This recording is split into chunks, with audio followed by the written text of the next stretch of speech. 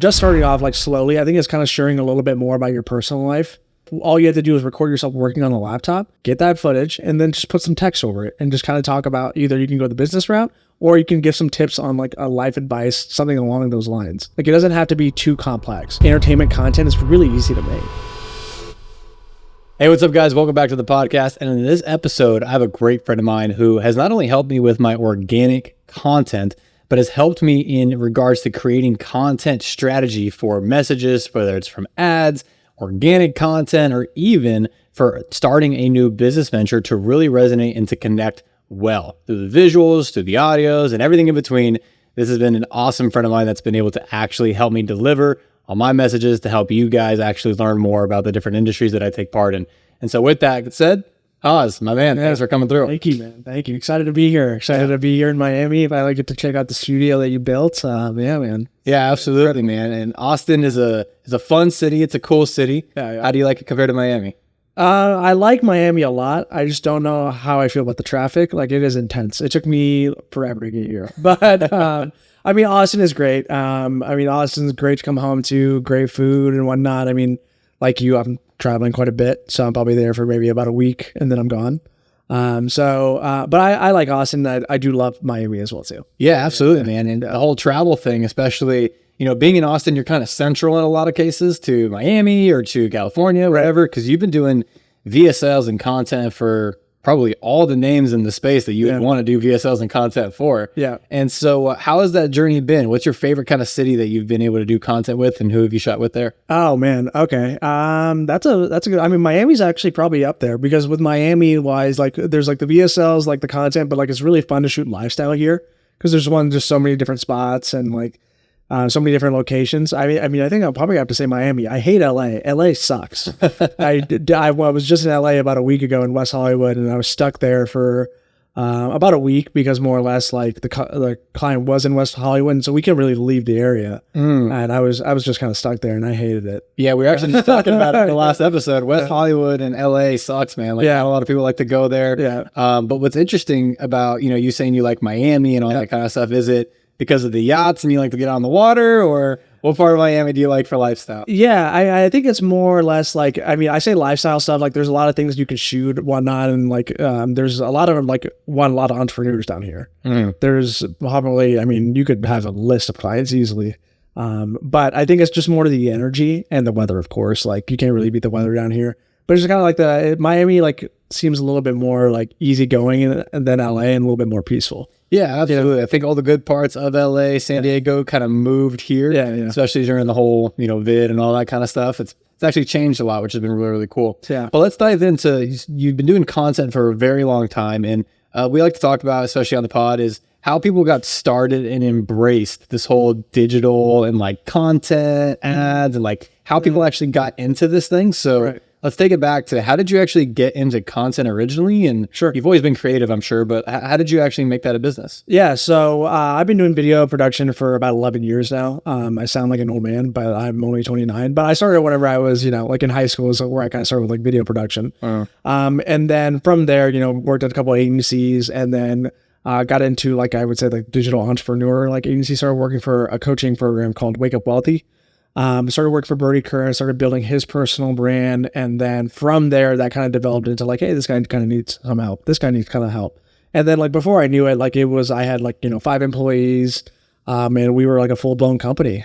So like, then it was like learning rather than like, how to do cool edits, like how can we deliver client results, like how can we actually like strategize and like get the client what he's wanting, rather than, just making some cool edits. Yeah, absolutely. And I think even other business owners get through that too, where if you're starting the business yourself, you have the skill sets to do it. Yeah. You have your ego in it. It's your identity is in it because you're so good at it. Right. But over time, it's like, okay, that's not going to scale because you can only charge so much for a video edit. True. You can only charge so much for a ad campaign, like individually. So I think that's a business owner evolution that people go through. And so you didn't really think about starting the business. You just went under someone who needed the content, and it kind of just blossomed because you're crushing at doing that. Yeah. So I just like from that main connection that I had, I met some like pretty big names. I used to do content for Ravi. So like at the very beginning, before Ravi Abuvala ever like released content, I was this guy. And same thing with Jeff as well too. I went to Columbia with them. And he was building scaling systems, and Jeff was about to launch 0%, and we were filming a whole bunch of like real content. Man, OG. Yeah, I'm like just like the OG like video guy. So I guess I am the old man. So yeah. I got like content. It goes by so fast. It makes you feel old, because 1 year in this industry is like 5 years in others. But did Robbie take your style with the glasses? Is that why? Or is that how you kind of found out about the round frames? I don't know. I don't think so. I don't think so. I think that was on his own, but I'll take credit for that. I gave Ravi Ravi the style for the glasses. I'll take that. Yeah. But yeah, I mean, so like from that, like, I mean, I just met so many cool people.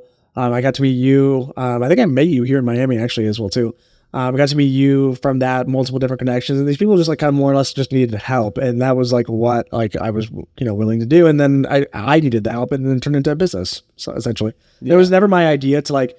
At the very beginning, like whenever I was like doing video production, I was like, okay, I'm gonna make the coolest stuff. I'm gonna make the most cinematic stuff. Like people are gonna love it. Like people are gonna pay me a lot of money for it because I'm so good. And so I quickly realized that wasn't the case. Yeah,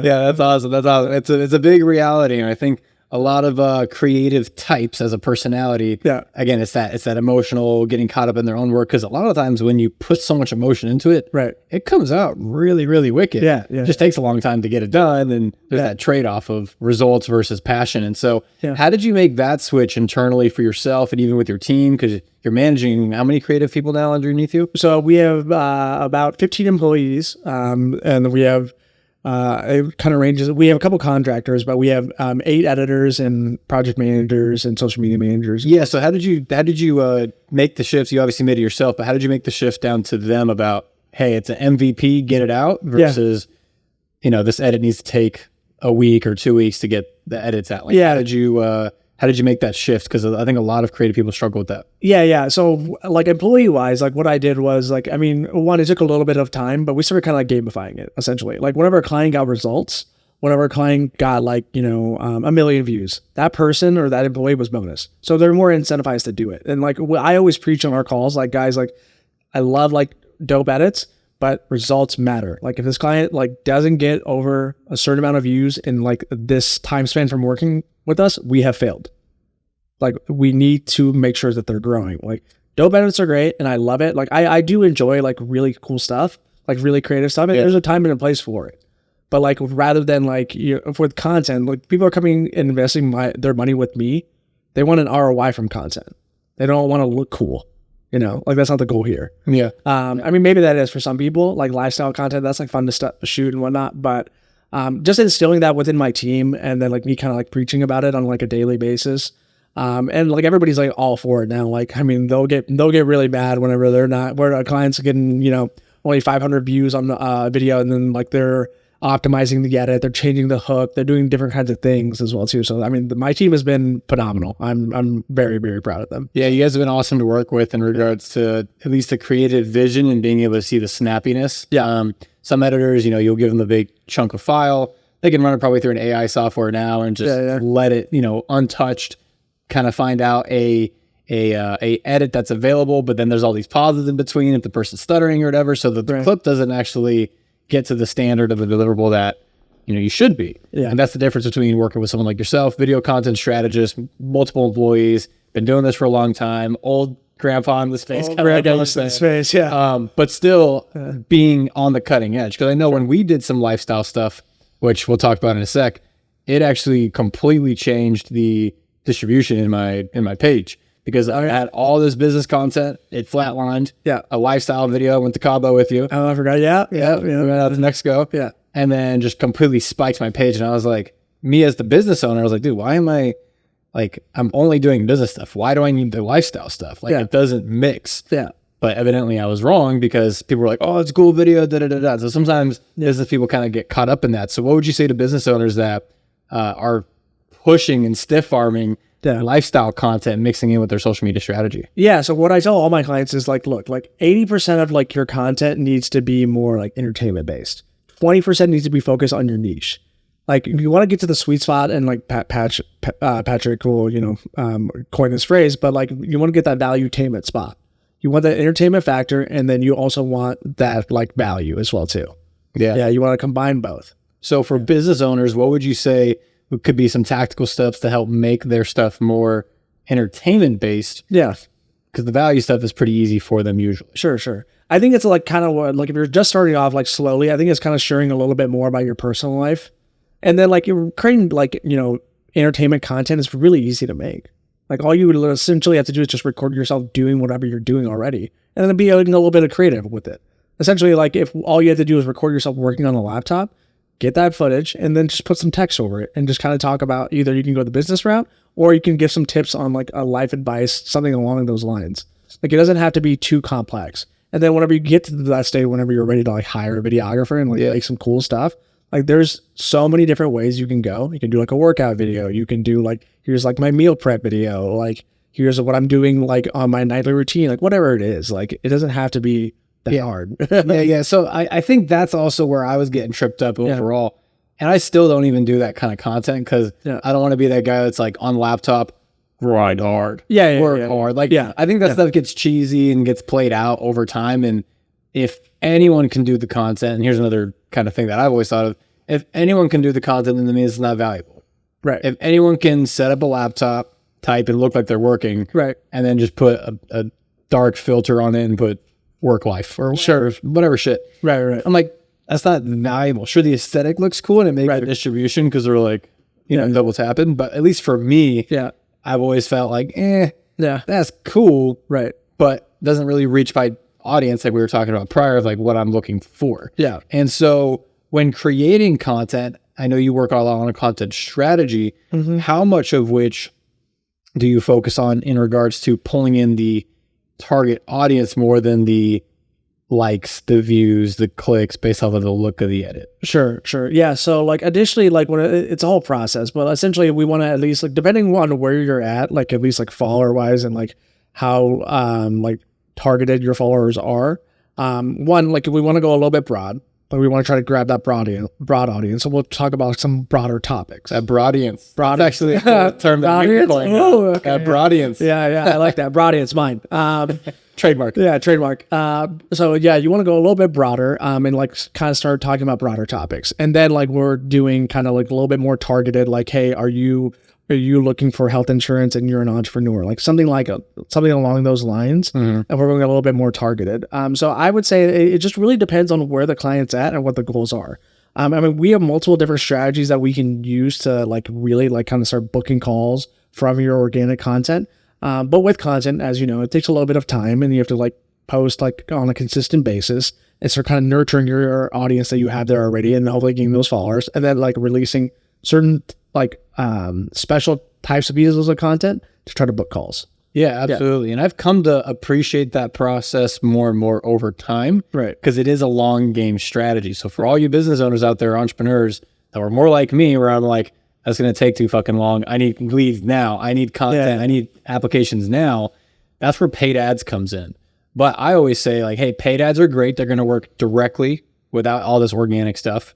But would you rather go to market with this organic brand or not? So when people actually click, they can look at your profile and see what's up. Yeah. That's where you guys specialize and optimize in. I've always done the ad side and, all the messaging and converting and, kind of ads over there. Yeah. But that's where the balance is. The yin and yang is between the organic page being able to convert along with the ad that actually goes out. So let's talk about the people that are running ads. Yeah. How do they make their organic page look and feel and match with their ad campaign to actually give them conversions, better bookings, better leads, and the stuff that we were talking about prior to talking about? Yeah. I mean, first and foremost, like having your client like case studies on your profile and like showing like testimonials is like number one.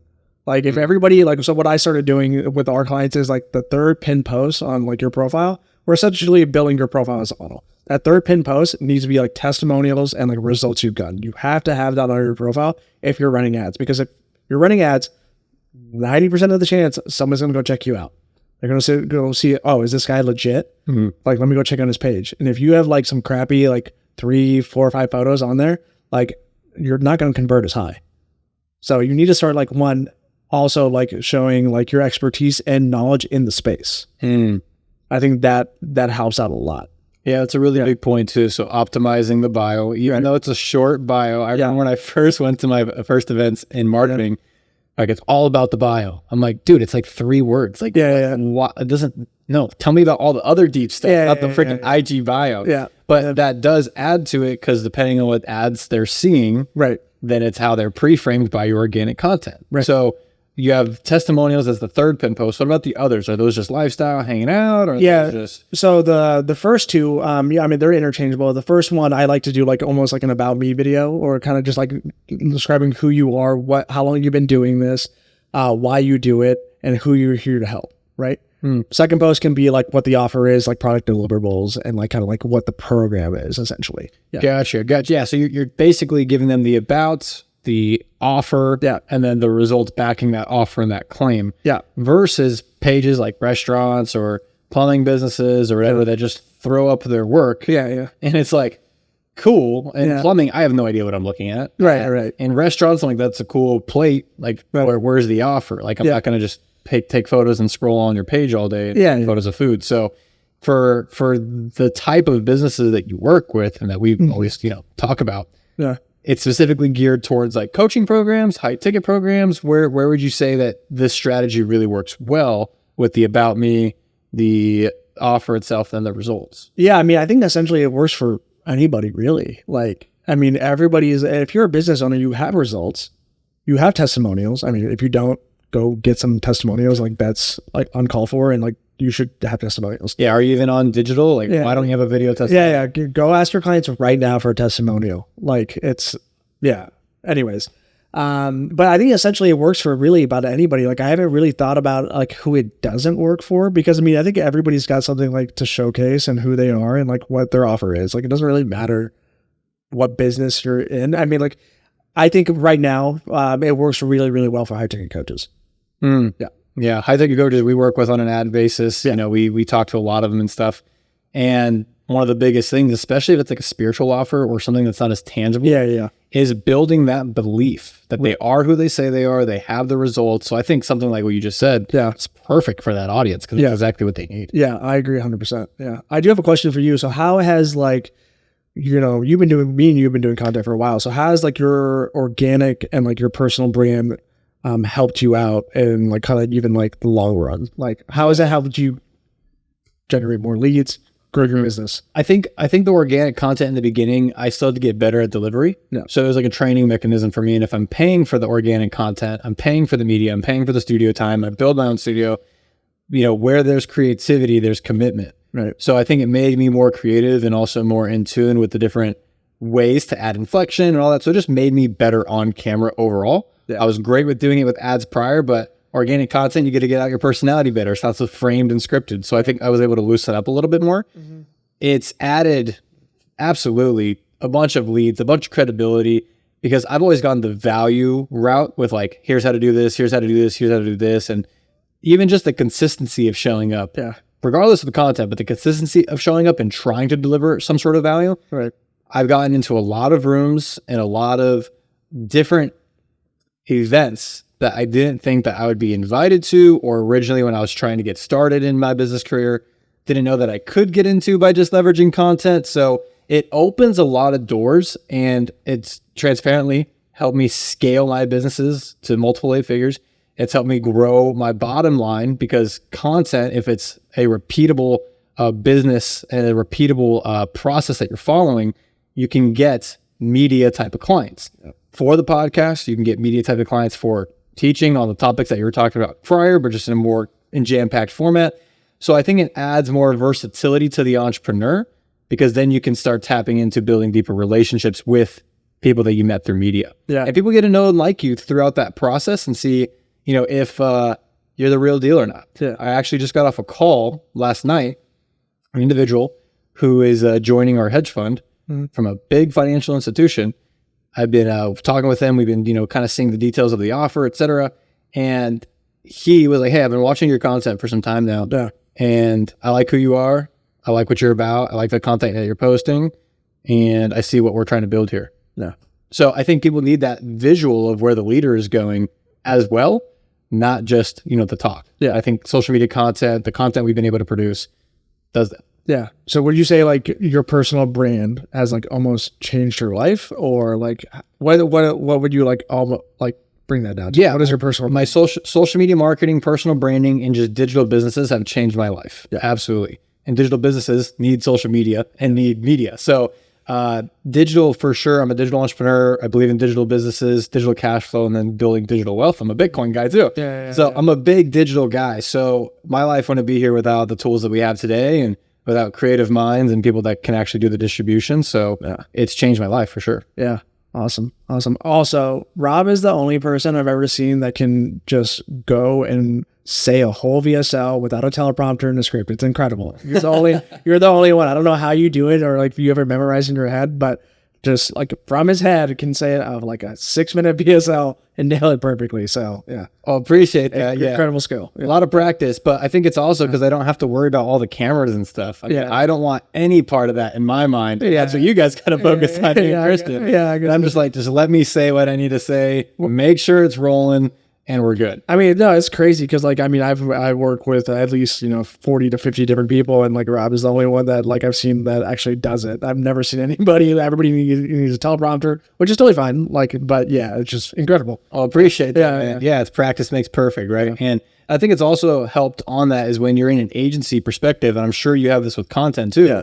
You just get to see what works because you're deploying all these different tests all the time. Yeah. So if you see a certain style working, memorize that style. A certain format, like when we were running ads really heavily, right? I'm like, hey, stick to this format. It's freaking cranking. So I think that's just where you double down. And I think that's why digital agencies, content agencies are probably some of the best businesses to start, especially if you're from scratch and you don't really know much and you're trying to learn. Either go work for an agency or go start your own because it helps. Yeah. So how has digital changed your life when it comes to content, social media, personal brands? Let's flip the script. Yeah. I mean, content has like completely changed my life. Like, I don't think I wouldn't be here in Miami with you and like podcasting with you if like it wasn't for content.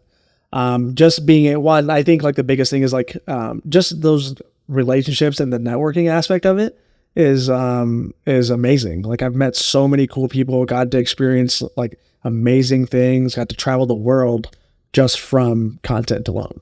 Yeah. Of course, like I was hired to also shoot that content, but like people find me through my Instagram, hire me, and I get to experience, everything.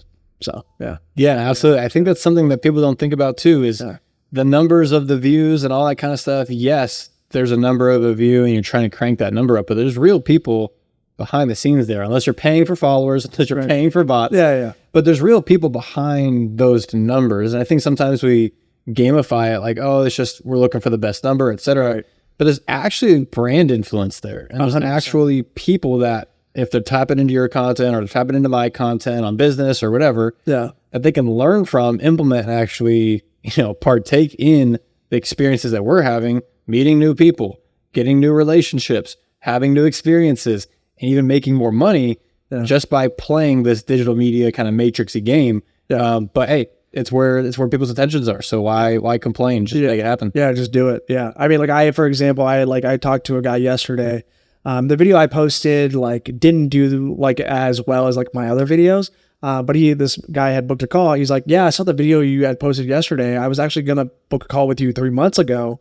But then seeing your video reminded me to book a call with you.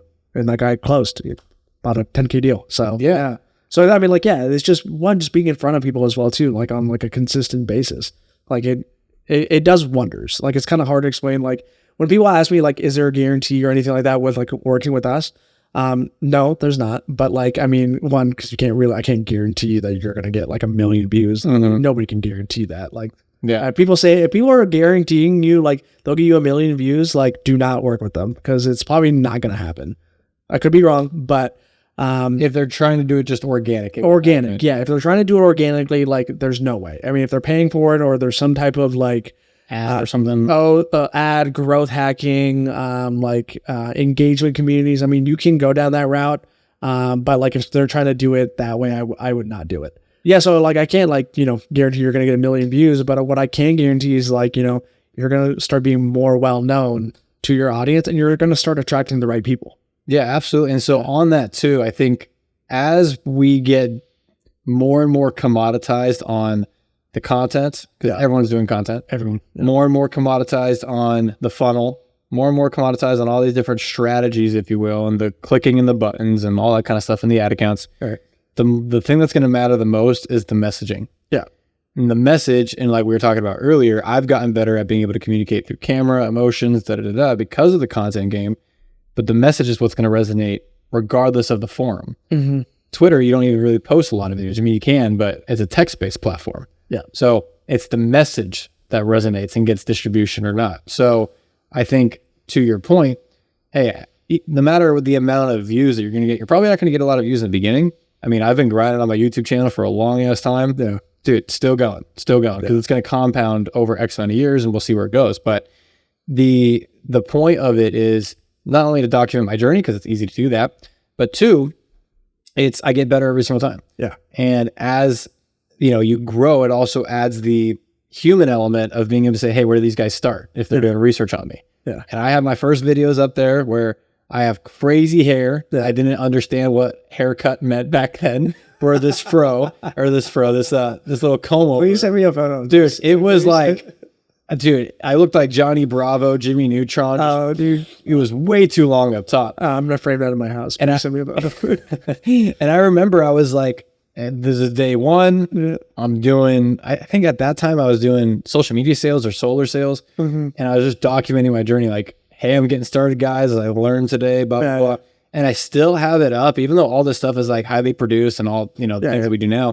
It's a reminder that, hey, anyone can make it. Anyone can do it. Yeah. I'm not anyone special. I'm very smart. I have a lot of talents and abilities in certain areas. Yeah. So I may look a certain way. Yeah. But I'm just a human, man. And everyone's human. And they have their own skill sets, their own things that they can tap into, and their own things that they can talk about to share with the world. And so, and so for that, it's the message that resonates with people. It's the message that will determine whether the video is good. Your delivery is going to determine whether the video is good. Right. And you have to develop the skill set. It's not going away. Yeah. And I mean, like, we're starting out, like you said, like your first couple of videos are going to suck. No doubt about it. No doubt about it. I mean, like my first videos, even though I've been doing content for like, 11 years, I just started probably maybe about a year ago recording myself delivering value, and I sucked at the beginning. Yeah. Like, I was horrible. And this is, I mean, even for this, like podcasting wise, like this is my second podcast. My first one, like I was so nervous and I did not say the right things at all. But now I'm spitting fire. So you're good. Yeah, you're like, you got to do it. You got to do it. And like, I promise you by like video 20, 25, you're like, oh, this isn't that bad. Yeah. This is pretty easy. Once you kind of get the frameworks down and like understand it, then you're like, this is super easy and I can do this all the time. Yeah, you nailed it when you said frameworks down, because in the beginning it's like unstructured and you're just sharing your story. Like I'm doing this impression because my brother does this all the time. Yeah. He's like, dude, I don't know. Here's all my shit. And here's what I know. I'm like, okay, that's way too much. Like, we got to structure it down to actually make it make sense through video and the edit. Because when you get the messaging down and you get comfortable on camera, then it's, hey, how does this thing actually break down in a post-production edit? Right. Am I speaking in soundbite or am I speaking in ad language? Am I speaking in VSL language? What tonality? Yeah. Do I need a pause, break, whatever? So like you start to develop the muscle of your confidence, and then you can start thinking through, okay, I communicate to the video and then goes into this section. What do they need in order for it to actually work? Yeah. This is how I think. Yeah. And so that's a muscle. Yeah. On top of that, you have the platforms changing all the time. Yeah. The biggest shift was the TikTok one where, hey, you go from the longer form value down to short form. Like that was a big change for a lot of people. Yeah. But you have to develop those skill sets to then be able to pick up on the nuance. Yeah. And it's going to change again. Like, I mean, what do you think is going to happen now? Because those Apple Air Face, whatever they're called, goggles are on. Yeah, the goggles are on. I don't know. I'm totally butchering it. Yeah. What do you think content's going to look like there? Because that's in a whole virtual reality, AR, augmented reality. Like, is Haas just going to pop up while I'm at the coffee shop? Yeah, probably. I would like to. I'd be like, Rob. Target all Roberts in the world with that hook in that video. You freak out. Yeah, eventually I'll get you. I really don't know, man. I mean, it's a very exciting time. Like, the goggles are so new. Like, I just don't know what, like, content, like, media platforms is going to work. I'm assuming there's going to be, like, virtual reality, like, editors come out, or something along those lines. I mean, like AI is really exciting. Like AI is one, I think, been such a great tool for like people that just want to start in content creation and getting their videos like edited, captioned. It's been a great tool for us as like agency owners, kind of even speeding up our own process. Yeah, so goggle wise, I really don't know. Like, I don't know about like that one, but AI one, I mean, like, I've been looking into a couple like video editing AI platforms, and it is absolutely absurd what they're coming out with. So what are these AI platforms doing? So What makes it so crazy? I mean, so there is one where basically they're taking like Disney 3D animation, and like a project like that probably takes months. They're condensing it down into like a week time frame. No way. It is insane. That's crazy. So they can basically create a Pixar film, same kind of animation style, et cetera, within a week. Within a week. Yeah. And what I really want to do there is I would love to like try to test that out as a VSL format. You know? That would be interesting. Wouldn't that be cool? I saw an actual ad that was kind of structured for the marketing space. Yeah. So I'm gonna have to get the name of that software. Do you know what the name of that software is? It's I think If not, we'll leave it. I think it's called with like an L. So yeah, I don't know exactly. I'll find it. Yeah. Okay. Yeah, we're gonna leave you guys on a cliffhanger on that. Yeah. Check my bio. Follow me, and then I'll send it to you. Yeah. Links are all gonna be in the description. Links are all in the description. But cool. So on the efficiency side, I think it's a big topic because, I mean, the biggest issue with video editing was the transferring of files, Right. and then the chopping up of every single little clip. Yeah. And how long would that usually take you in the past? So probably like it depends on the style, of course, but probably like an hour, 2 hours to like do it. Like So upload and then chop? upload and chop, yeah. And now like with AI, it's done within 5 minutes. Yeah, it's insane. Yeah, it's absurd. And if you have all the footage and content that I was kind of talking about behind the scenes with you, Right. these vaults of content, one person to go in and chop, it's mind-numbing. It's mind-numbing. Boring, especially if so they're creative types. Like, And it's expensive too to the client as well. yeah, because you're paying for the service Right. hour early or the retainer or whatever. Right. So if I'm paying, let's say, $5,000 a month for content or something, Yeah. and that takes a week to get all that content Yeah. chopped up and edited, So that's why I think the AI tools are just going to be super helpful to not only, as you said, the client, but to everyone. So what other enhancements are happening with AI on the editing front? Because that's just the prep, the media. Yeah. What about the editing side? Are you guys using it there? So we're using it for like research and stuff like that. So our editing style is a little bit more higher end. Like we're a pretty like high end short form like editing company. I wouldn't say that's all we do. I mean, there's a lot of strategy, there's a lot of other things that we do, but our stuff is like pretty high end. So right now we're just mainly using it for research and to help us out with like scripting and things in that manner. Good. Like I use it to help clients like script videos, and I will provide clients prompts specific to their offer or their company.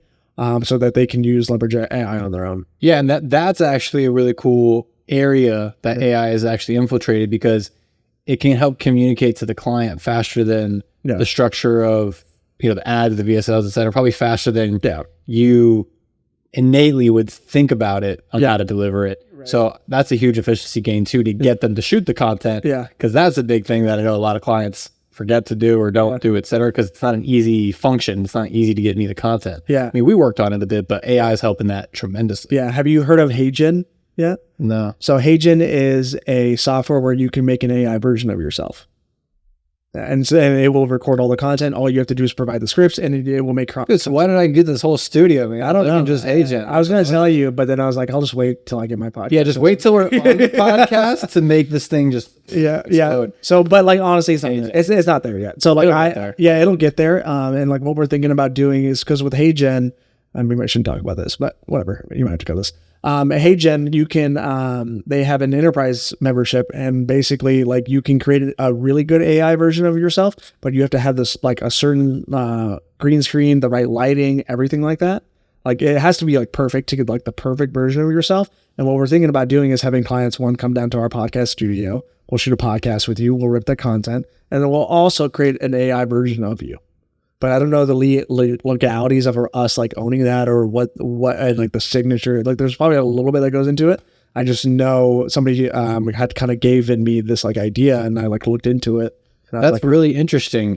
Yeah, the licensing and the rights. Right. Because that's a weird one too, where, all right, I just made an AI version of you. Yeah.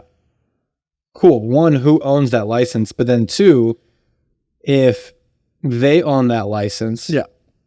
And it stops you from creating another AI version of you. Yeah. One can have a check mark, and then you have this fake AI that they own the license of that can make videos. Like, that's kind of crazy. Yeah. That one sounds like if they get shut down, because then they can just make a Trump, they can make a Putin, they can make whatever. Yeah. Like, I mean, so I'm World War surprised. III. I'm surprised that they shut down so the news came out of like the AI voice calls. The government passed a bill where you cannot do AI voice calls. oh, I didn't know they just passed the bill. I knew that there were some scams going on with that. Yeah, so they just passed the bill, I believe. So I know like a couple people that actually were running that business model. So I'm curious to see actually we're doing. They were scamming people? No, they were scamming people. I was like, dude, how do you roll with it? Yeah. No, but they were like using AI to help on like customer support, or they was sales calls, I think. That's crazy that they shut that down, because I know what you're talking about. I know software. Yeah. So they actually shut that down. So it's, I mean, like it's. Yeah, I mean, we'll see. I mean, what the government does exactly, especially going into this election year. I mean, like, it'll be wild. Yeah, like, so let's talk about that from a content perspective. And I can give a little bit of a backdrop to set the setting. In 2020, I met with Trump's campaign manager. Oh, really? An event, yeah. And we had met in passing. And so it wasn't like I was on the Trump campaign or something like that. But I got to meet with them. And something that we got to talk about in the past was just the amount of creatives going out for every election. In 2012, Obama put out 3,000 emails a day to different audience segments. In 2016, Hillary Clinton had 56,000 actual ad creatives, like different files basically for ad creatives, different audiences. Trump had 5.3 million in 2016, different ad creatives. So when it comes to the marketing engine and the marketing side of getting that amount of output, that amount of content and all that kind of stuff, we are seeing that at mass scale now with not only TikToker and all the different short forms from there, but podcasts are becoming way more valuable because of the media segments to be able to make millions of creators, and I'm talking millions of video sound bites, audio bites, just to convince the populace of whatever. So that's how I look at the media side because of that exposure that I had early on in my career.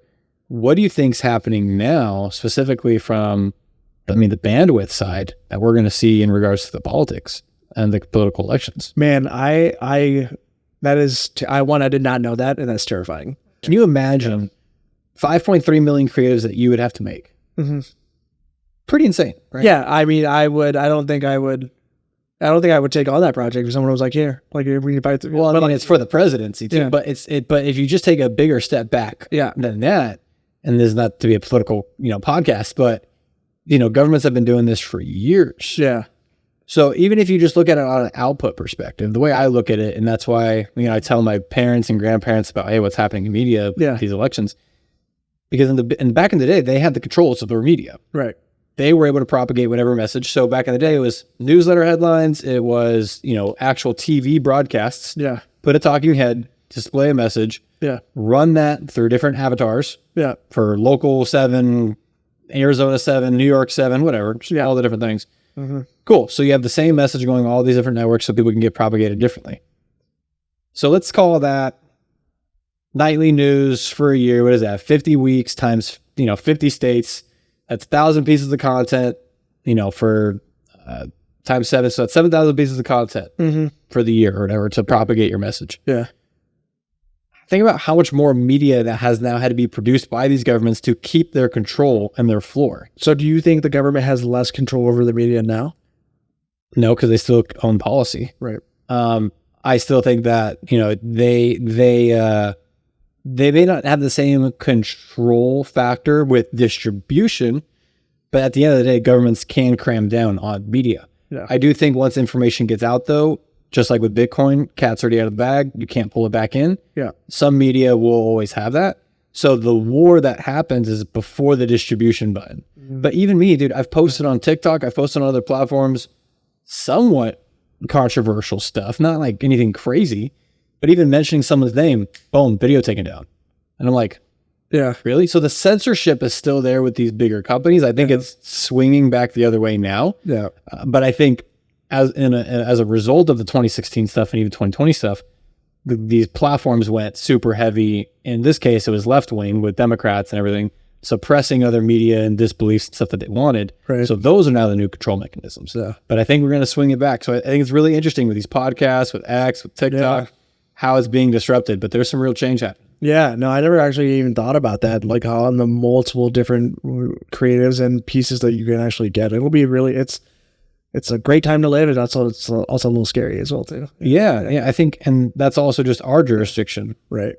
China's jurisdiction, they're going to control media differently. Yeah. Russia's going to control it differently. Yeah. So I think, media, to kind of encapsulate the point, has a lot of influence, and I used to never really understand that until I got better at media. Yeah. And then I was like, oh, now I get it. And so I think everyone should start that social media journey, regardless if you think you're good looking or not on camera, whatever, like get out of that insecurity, because you become better as a human. You get to understand how media works. Yeah. And I think that actually makes you a smarter individual, because you see the mechanisms and the controls and the distribution, and you get to play the game that other people may have had controls over for a while. Yeah. I agree with you there. Yeah. It's crazy to see. Yeah. So content wise for you, kind of shooting back into kind of content. Yeah. So what is kind of like the goal, and like where you added? Yeah, I just want to continue to help people with the podcast and show them through the modern way that, hey, you can actually have digital businesses, you can have digital cash flow, you can go build digital wealth. That's what this whole thing stands for. Learning modern skill sets to make modern income. That's what the modern way is all about. The other podcasts that I have for the True Money Show and for, our creator podcast, those are like niche specific. So the True Capital Show is all investing, Bitcoin, and, stuff that I'm doing over with my fund. And then Creator Ads is everything that we're doing at the agency. So it's a podcast specifically for people that are in the creator space, trying to make money from their content and all that kind of stuff. Yeah. But the modern way is kind of the umbrella. Yeah, man. Well, I'm really excited that you've like launched this thing, and very, very, very proud of you as well too. Let's see like where you've gone. Whenever we met, like I think we've known each other for 3 years, 4 years. I can't remember when we met. I do remember us meeting or at least us bumping into each other again at the Seafair event with Sekinger. Oh yeah. Okay. Remember that? Okay. I don't remember the one with the Friar. Sorry. All right. But whatever. But we did meet in Miami. That's what matters. Like Miami and boats. Miami and boats. That's where you make all the connections. Well, I appreciate that, man. And it's been, obviously I've had to learn a lot. I've had to study a lot on media and content, just how it all works. And so couldn't have done that without you in the beginning, because you were actually the guy that helped me with the studios in the beginning. Yep. And back in Austin. Now, Ollie was the one that put me on the content, and we rented studios. Yeah. But you were my main guy for going there over and over and over. Hey, I need to shoot. Hey, I need another shot. Hey, let's go ahead and do here. Let's do lifestyle stuff. So I appreciate you and helping me along my journey. Yeah. And it's cool to see where you've gone, not only with helping more clients do the same thing that you've also done for me, but also in building the business. Yeah. And not just being stuck to the creative mindset anymore, but also building the business. And now you guys are at a multi-7-figure run rate. Yeah. Congratulations. Yeah, man. I appreciate that. I do have one question, and probably just for like more or less like a snippet that I could use. So you've been working with us for the past 5 years. Like, what has kind of your experience been? Scale. Yeah, the experience working with you guys has been relatively simple and easy in regards to, once I give you guys footage, you guys go through the chopping and all that kind of stuff. The ones that are easy for us to collaborate on have been the VSLs and the ads. We have a good framework and a good communication line on how the ad needs to look. So I think the easiest thing and the hardest thing typically with video editors is getting a framework communicated and then actually, sticking to that framework. So I think you guys are very easy to adapt to a framework that someone's looking for, right, and then stick to it consistently if it's working, or actually make it have a little bit of sauce when it comes to creative coloring or whatever it is that you do, the animations, the Haas sauce, sauce. And I think that's probably what makes you guys, because I've worked with plenty of different video editors. Yeah. It makes you guys the premier video editing agency because of that. Yeah. And it's just different. It's not commoditized. So even though the video editing space is commoditized, you guys have done a great job. And the experience, we've all gone through ups and downs in growing businesses and stuff like that. And so you guys have grown, and it's really cool to see, again, you building the businesses and getting the team of quality controllers, which is a big part in video editing, and more editors. So congrats to you, man. Yeah, thank you, man. So I know through growing your businesses and growing through pages, a lot of people are reaching out to you. So for the audience here, where can they actually find you on social media, and where can they tap in? Yeah, so my Instagram handle is HassKhan, so HASSKHAN_. You can find me there. Reach out to me, shoot me a DM, let me know how I can help with content. I have some free trainings out. Love to send them to you. And yeah, man, that's probably the best way. Awesome. Yeah. So we'll go ahead and link things in the description below, guys. And so if you did find value out of this video, go ahead and like and subscribe, and we will see you in the next episode. Peace. Hey, if you like this video, go ahead and hit like and subscribe. But if you are interested in Amazon and you don't really want to run the day-to-day of Amazon, I actually have a company called Automated Retail Commerce where we help our clients actually have an Amazon business without having to do the day-to-day. So there's going to be a link in the description that you can go ahead and hit. It's called automatedretailcommerce.com. You can speak to one of my team members to see if it is a good fit for you, but basically we do everything A to Z, from product selection, product sourcing, customer service, and actually doing the order management to help grow and scale your Amazon storefront. So go ahead and hit the link in the description. But if you did like this video, go ahead and like and subscribe, and I'll see you in the next video.